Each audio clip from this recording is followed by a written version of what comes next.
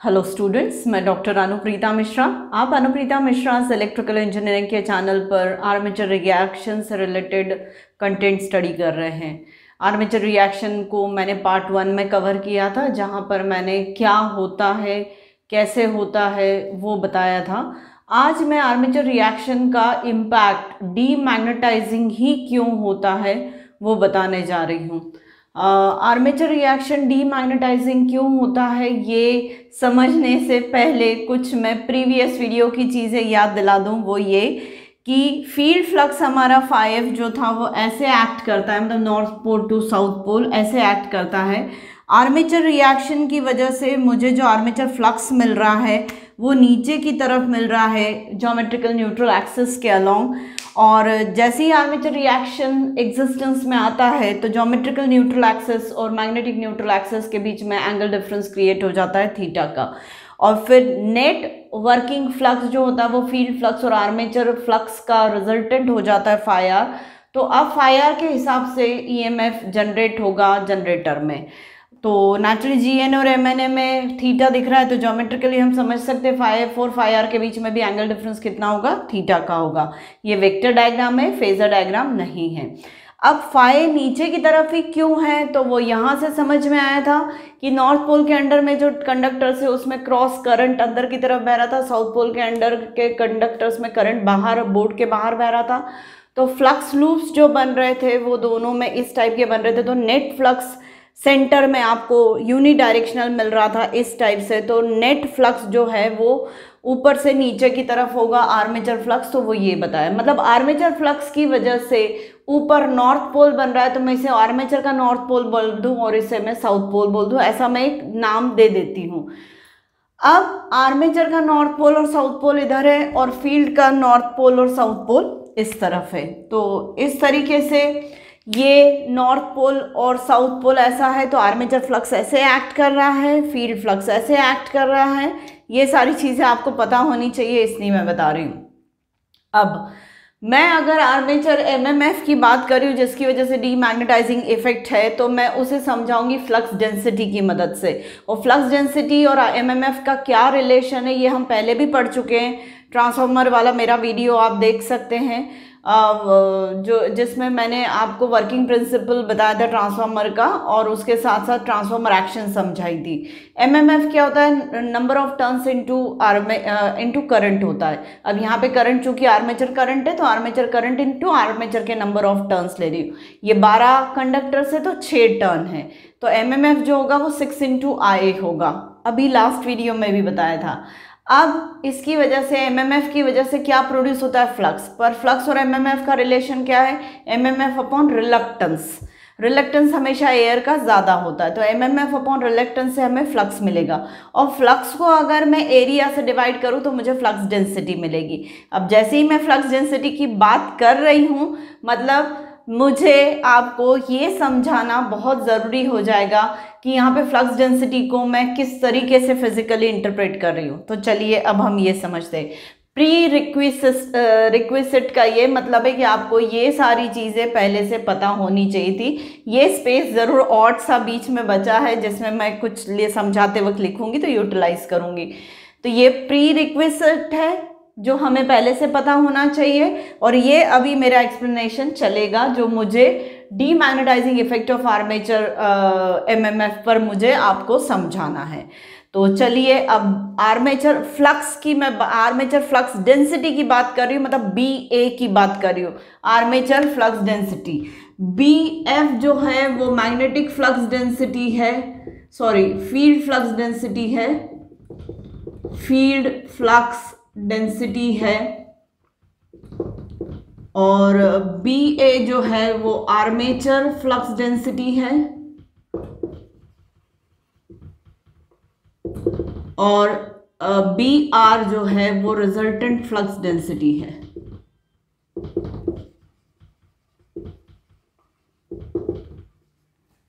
तो ये 3 चीजें अभी मैं आपको आर्मेचर फ्लक्स डेंसिटी को बता रही हूं।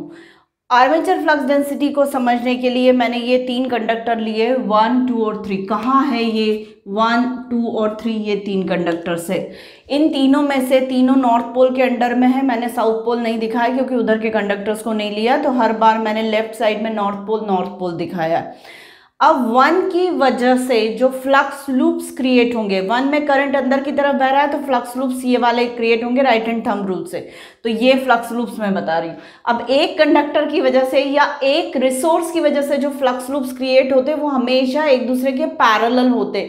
कभी भी एक ही रिसोर्स से प्रोड्यूस फ्लक्स लूप्स एक दूसरे को काटते नहीं है। तो मैंने इससे कॉन्सेंट्रिक ये सारे सर्कल्स बनाए हैं, मतलब कोसेंट्रिक सर्कल्स बनाए हैं। जब मैं ये circles loop flux loops show कर रही हूं तो थर्ड फ्लक्स लूप के अंदर सेकेंड और थर्ड कंडक्टर भी एनसर्कल हो गया, मतलब इसके एक फ्लक्स लूप के अंदर 2 और 3 भी एनसर्कल हो गया।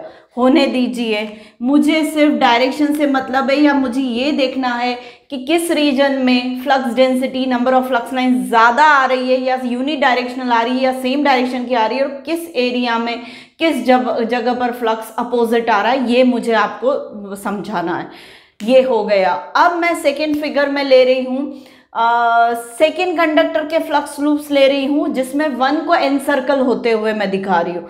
तो सेकेंड कंडक्टर के फ्लक्स लूप्स को भी मैंने कोसेंट्रिक बनाया, कॉन्सेंट्रिक बनाया है, जिसका सेंटर कांस्टेंट है। तो इसके भी थर्ड फ्लक्स लूप में मैं 1 का एनसर्कलमेंट दिखा रही हूँ, ठीक है। तो फ्लक्स की डायरेक्शन कौन सी होगी? ये वाली हो गई, सॉरी ये गलत है, इस तरफ एरो होना चाहिए, ये हो गया।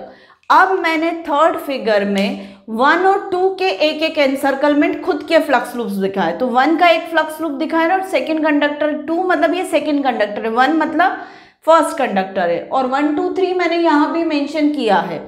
तो 1 का एक फ्लक्स लूप दिखाया और 2 का एक फ्लक्स लूप दिखाया। अब आप देखिए कि ये इन बिटवीन द 2 कंडक्टर्स दोनों फ्लक्स लूप्स की डायरेक्शन अपोजिट है, मतलब दोनों फ्लक्स लूप्स इन दोनों के बीच में अपोजिट डायरेक्शन में।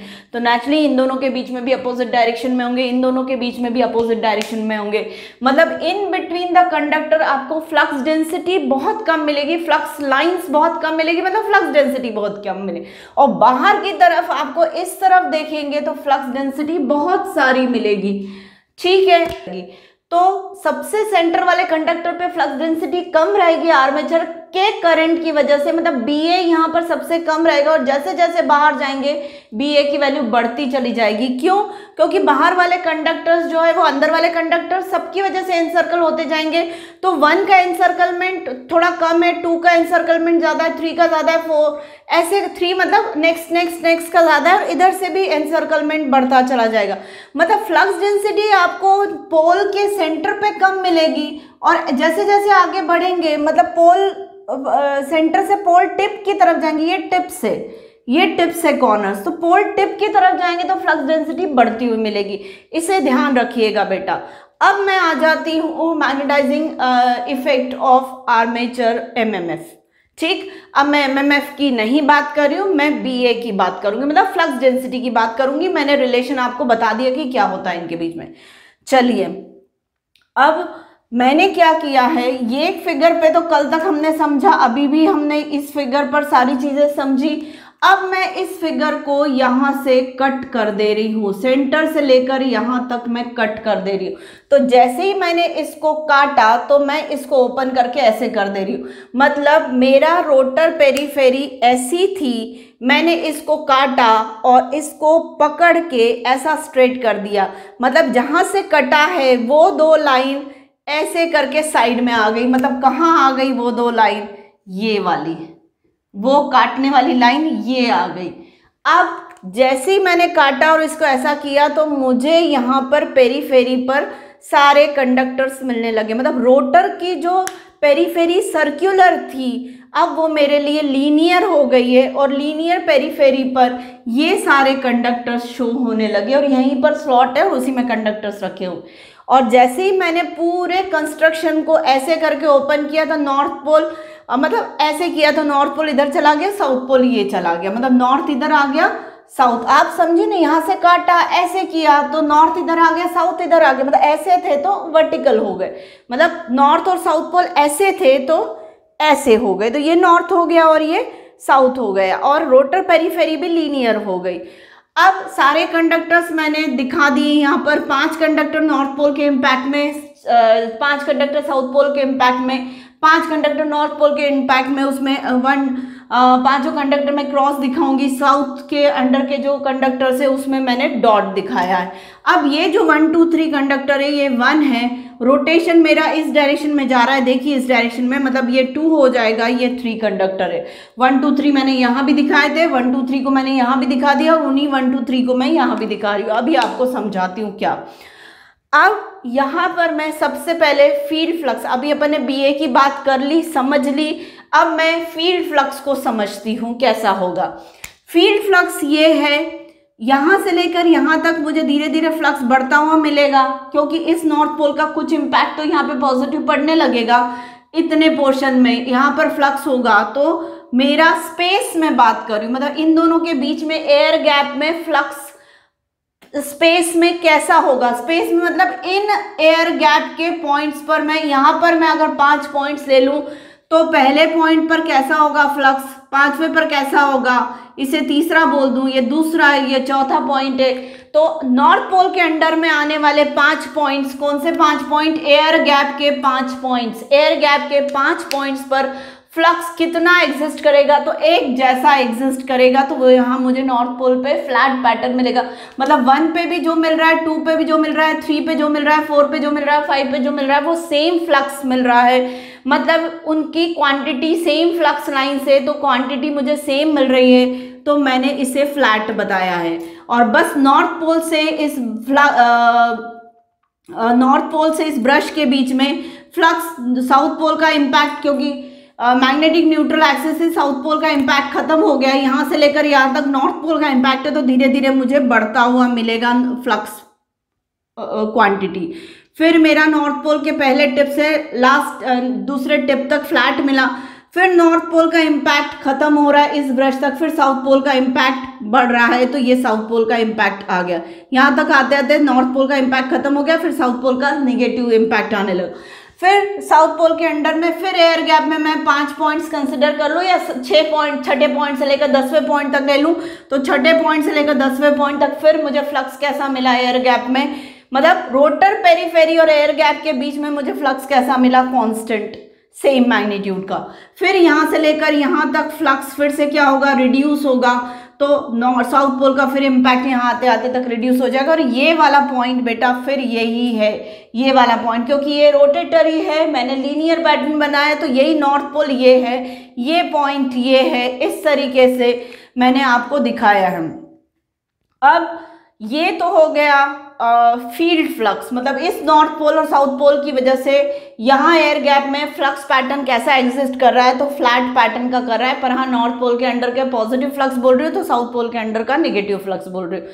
और दूसरा, अभी अभी मैंने आर्मेचर फ्लक्स समझाया था, फाई, इन लूप्स के थ्रू आपको फाई समझाया था, और फाई से ही मैं क्या समझा पाऊंगी, BA, आर्मेचर फ्लक्स डेंसिटी। तो आर्मेचर फ्लक्स डेंसिटी मुझे कैसी मिल रही है समझिएगा, यहाँ सेंटर पे आर्मेचर फ्लक्स डेंसिटी सबसे मिनिमम रहेगी सेंटर पर, क्योंकि सेंटर के कंडक्टर का एनसर्कलमेंट सबसे मिनिमम होगा, तो यहाँ पे मुझे फ्लक्स डेंसिटी सबसे कम होगी।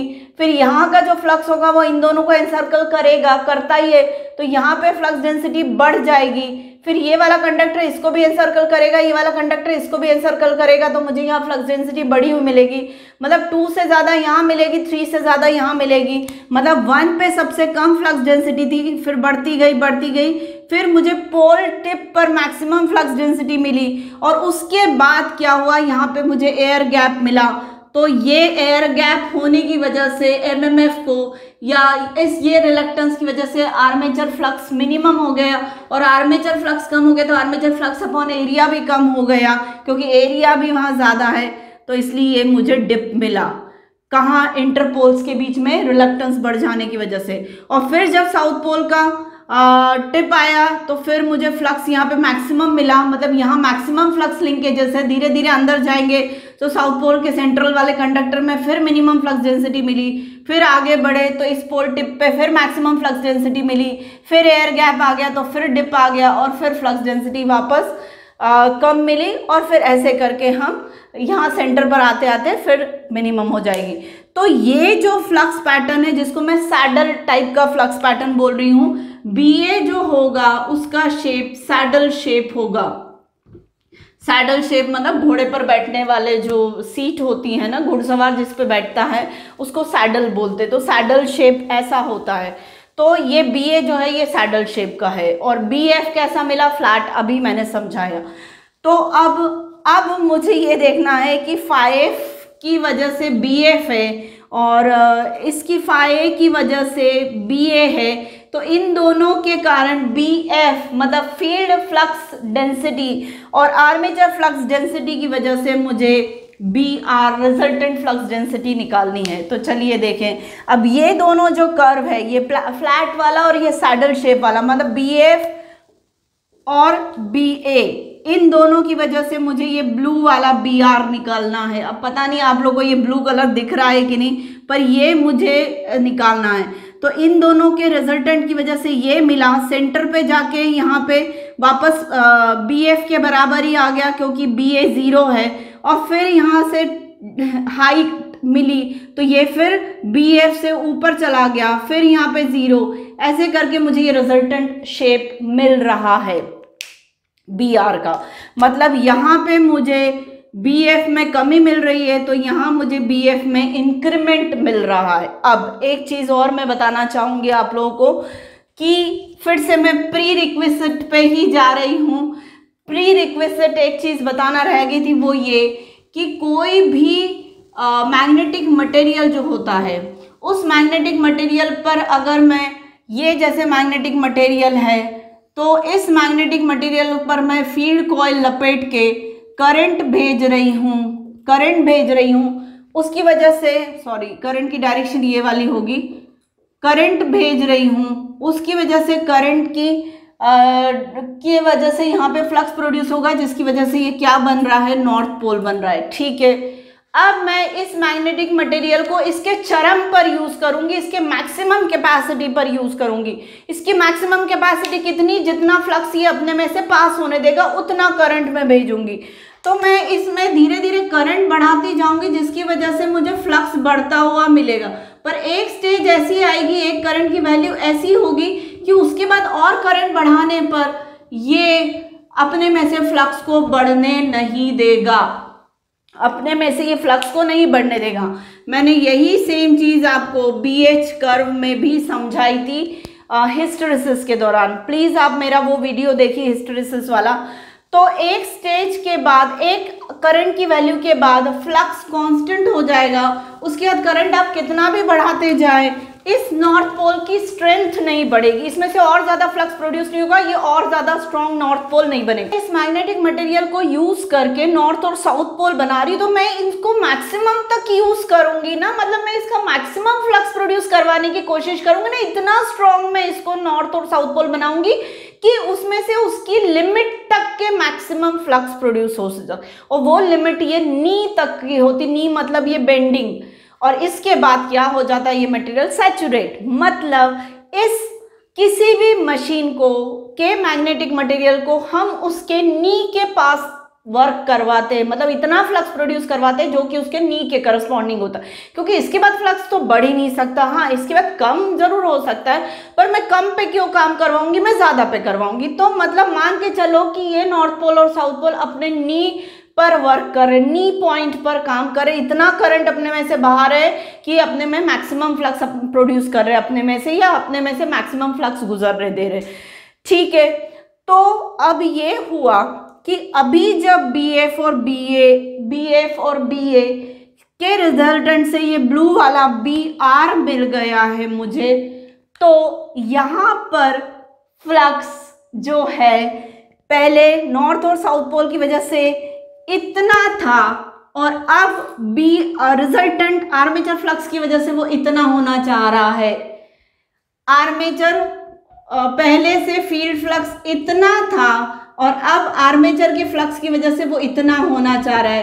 पॉसिबल है नहीं, थोड़ा सा बढ़ेगा, थोड़े से ज्यादा नहीं बढ़ेगा।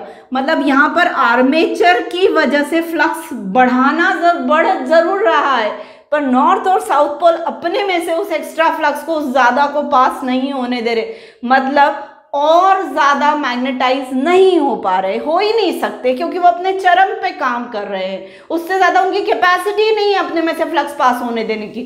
तो 5 पहले से मैक्सिमम पास हो रहा है, अपने में से प्रोड्यूस कर रहे हैं, तो 5R और प्लस होके मतलब 5A प्लस होके 5R कहाँ से हो जाएगा, नहीं हो पाएगा, तो मैग्नेटाइजेशन तो बढ़ सकता ही नहीं है। अब यहाँ पे क्या हो रहा है, फील्ड फ्लक्स पहले था और आर्मेचर रिएक्शन की वजह से इस हाफ रीजन में इस रीजन में मुझे समझ में आया कि मैग्नेटाइजेशन और मतलब 5F के ऊपर काम दिख जरूर रहा है कि 5F के ऊपर आर्मेचर फ्लक्स उसको बढ़ाने की कोशिश कर रहा है, पर 5F से ज़्यादा या थोड़ा सा ज़्यादा होगा, तो इस रीजन में इंक्रीमेंट ऑफ फ्लक्स जो हो रहा है वो थोड़ा सा होगा। जितना आर्मेचर फ्लक्स की वजह से बदलाव आ रहा है उतना बढ़ेगा नहीं, थोड़ा सा बढ़ेगा, ज़्यादा नहीं बढ़ेगा, या सैचुरेटेड ही रहेगा, 5F का 5F ही रहे। पर इस रीजन में क्या हो रहा है, BF से कितना BA सब्ट्रैक्ट होके BR इतना हो जा रहा है, तो कम तो हो सकता है, कम तो हो सकता है। तो इसका मतलब पोल्स के हाफ एरिया में फ्लक्स का डीमैग्नेटाइजेशन हो रहा है, मतलब पोल का डीमैग्नेटाइजेशन हो रहा है, मतलब पोल वीक हो जा रहा है और हाफ में पोल स्ट्रांग होने की कोशिश कर रहा है, पर ऑलरेडी वो सैचुरेशन पे काम कर रहा है तो स्ट्रांग नहीं होगा।